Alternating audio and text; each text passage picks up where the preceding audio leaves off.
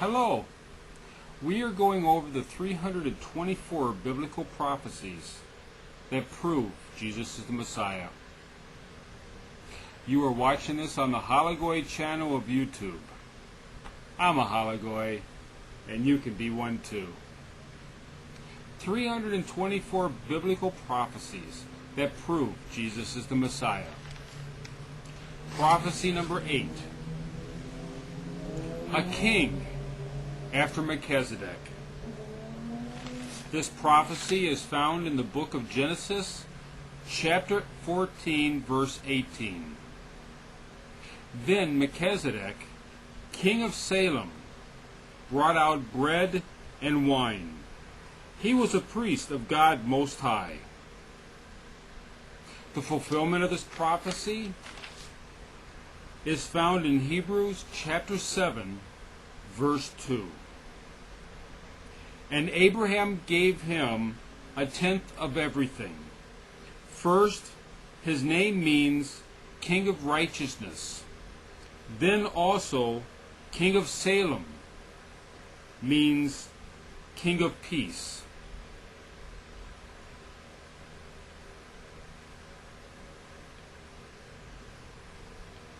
What this prophecy is alluding to is the general requirement, or the general definition of what, when we speak of the Messiah, we're speaking of a particular anointed person who is going to be the king, who is going to help usher in a golden era that the entire world is going to benefit from.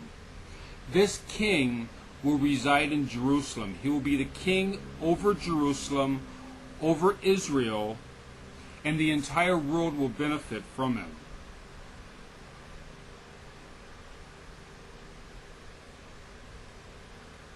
It is true, Melchizedek, the name Melchizedek means King of Righteousness.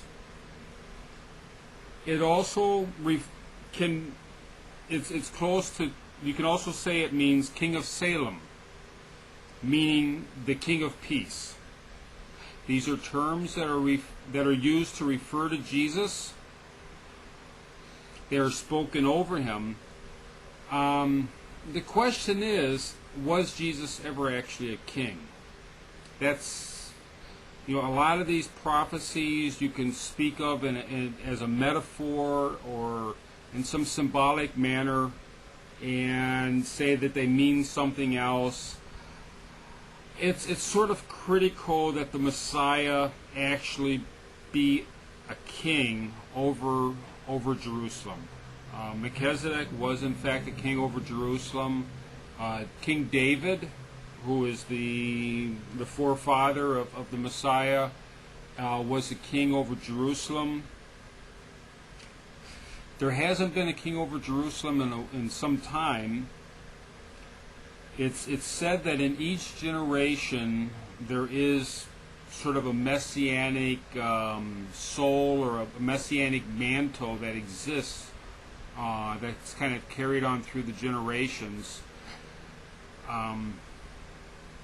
that eventually one person will be the Messiah. Even if Jesus was one of those people, it didn't happen for him. This becomes very difficult when we look into messianic prophecies. The reality was, even though he's spoken of as a king of righteousness, a king of peace, king of kings,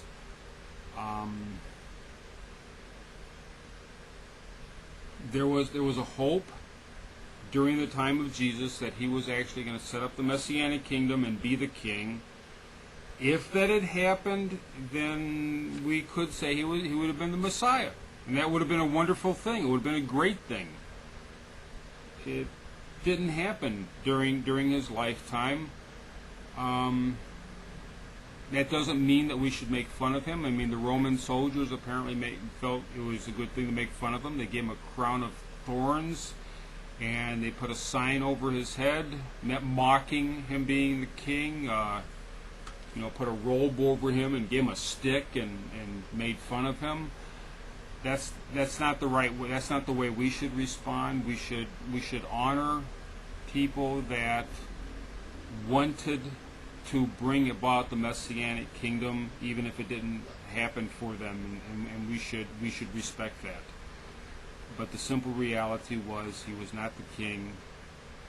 His time passed, and we need to keep looking forward to an actual Messiah, an actual king to come forward in a messianic time, and may that come shortly. May that come soon.